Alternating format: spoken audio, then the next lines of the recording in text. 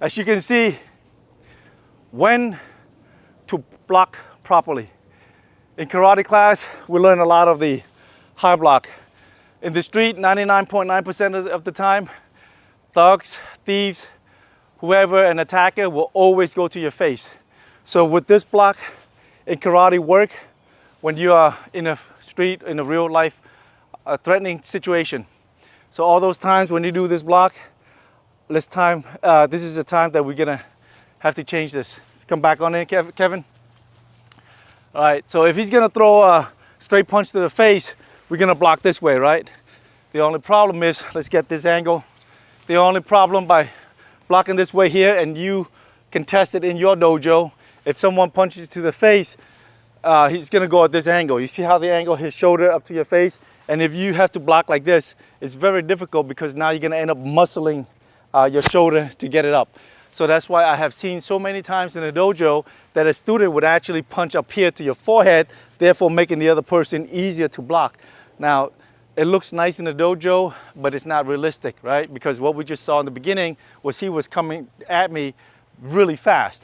And when he's coming at you really fast, you obviously cannot block it in time, right? Because now you're gonna work on your stance, and then you're gonna move your stance in a correct way. It's gonna be very difficult, right?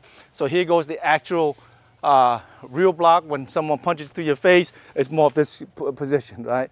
It's more of inside block, not this block. The only way that you can block like that is I had to go low. But face it, how do you know that he's gonna block your face for you to go low like that? Even though I just said, yeah, 99.9% of the time, people are gonna punch you to your face. But if I'm gonna go low, now he's gonna kick to my groin, right? And then you have technically no groin left, right? So actually, in a kata, we do high block, chest block, low block, right? And then we do the inside block, right? And outside block, just like in the hanchi. In a real combat situation, there's only 7 blocks. I'm sorry, in a real combat situation, there's only 8 blocks, okay? This is the first one. You get outside block, okay? You get inside block, all right? You get downward block, and then you get circle block, right? And then you get wing block, okay? And then when it comes to fast, you get double block. You get double high block, or you get double low block. Those are the two, using your 2 hands. Okay, I'm gonna show with Kevin. So when someone punches you, he's going to your face, right? Again, you don't have time for that kind of block, so you do these block. This is called inside block, right? So if he punches the other hand, so let's say if someone comes to this here, we do outside block. See, outside block. So if he comes to me and my hand's in here, see, I can choose inside block, or I can choose inside block. See, inside block can happen with any hand. It doesn't matter. It's only how you react, right? And then he punches that hand, and then we go outside block, okay? So inside block, outside block, right? So what happens if he goes to your chest, right? So we do, in your kata, you do a lot of chest block, but let's face it, let's be realistic again. Most of the time, your opponent is your height. And you let me know in the comment below how you feel when your teacher's telling you to do a chest block, right? Because it feels as though when he's coming this way here and you're doing a chest block, you kind of muscle it. And so you're hoping that your opponent or someone who you practice with probably punch out here so you can block easier. Otherwise, if he blocks his here, and if he does it for real, this guy is pretty strong, and then you're gonna be restricted and you're gonna muscle it, right? So we don't do that block. If he goes here, we go down block. Much easier, right? He punches down block, right? So I'm gonna link in some videos of UFC fighting, street fighting. You'll see people, when they punch over here, we do this block. So if you punch over the other hand, down here we do this block, right? Just over the top, right? So now that's 3. 1, 2, right? Outside, inside, down, okay? Now if somebody punches low here, like the hook, right? Like you hook up. Yeah, if you hook up, right? You do the low circle block. He hook up the other hand, still circle block. See, hook up, circle block, right? We don't need to do that. Just simple circle block. Okay. So that's, you got 4 already, right? Inside, outside, down, circle.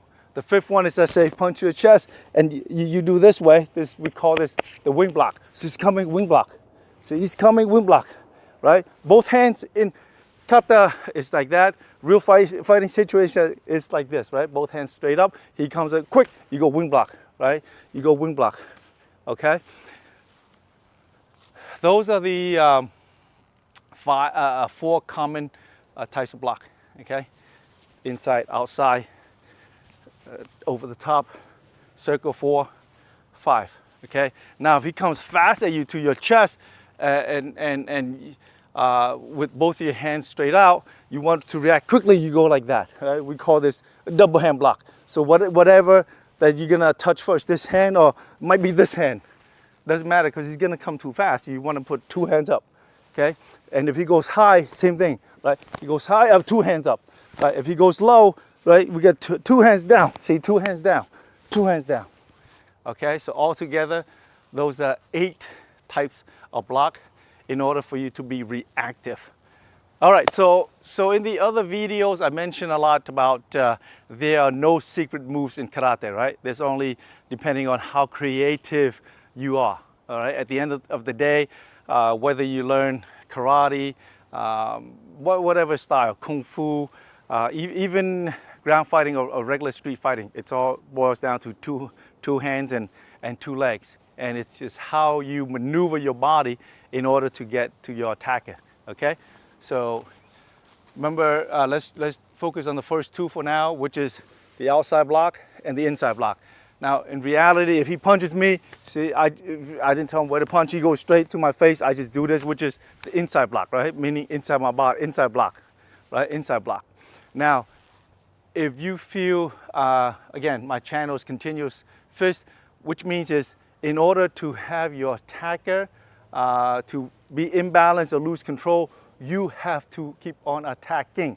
There's no way to win if you just stand there defending the whole entire time, right? You need to attack, right? The best defense is offense, all right? So if he come, once I touch here, right, you have to, don't go for locks for now. Because locking, look, when you block like that and you do all the locking stuff, he's gonna hit you. He has to hit you in reality.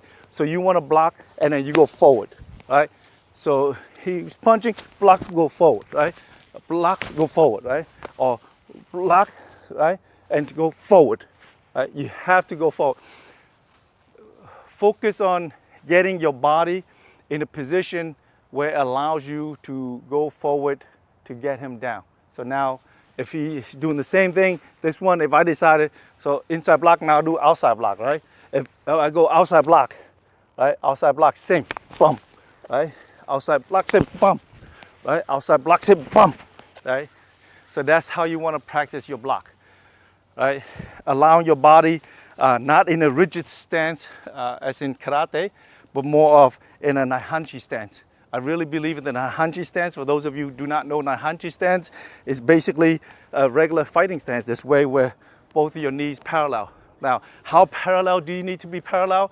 In the dojo, your teacher can tell you that it has to be parallel in a way that your knee got to be over your feet. Look, that's just too much to think about, too much in a real fighting situation. You should get into a position where your body should feel relaxed, ready for the next position, okay?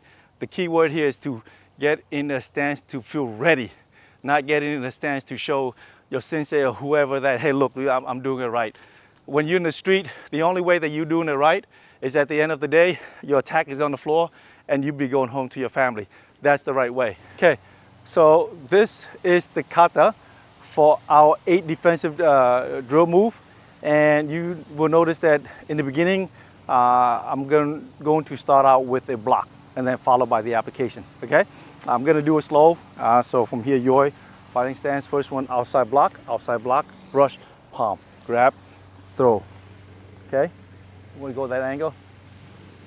All right, next one is up, inside block, pull, down, chop, elbow, break, okay? Grab, throw. Third one, elbow block, grab, break, turn, okay? Fourth one, lower block, grab, neck, and pull. Okay. Fourth one, double block. All right, double block, grab the hand, thrust 1, 2. Fifth one, high block.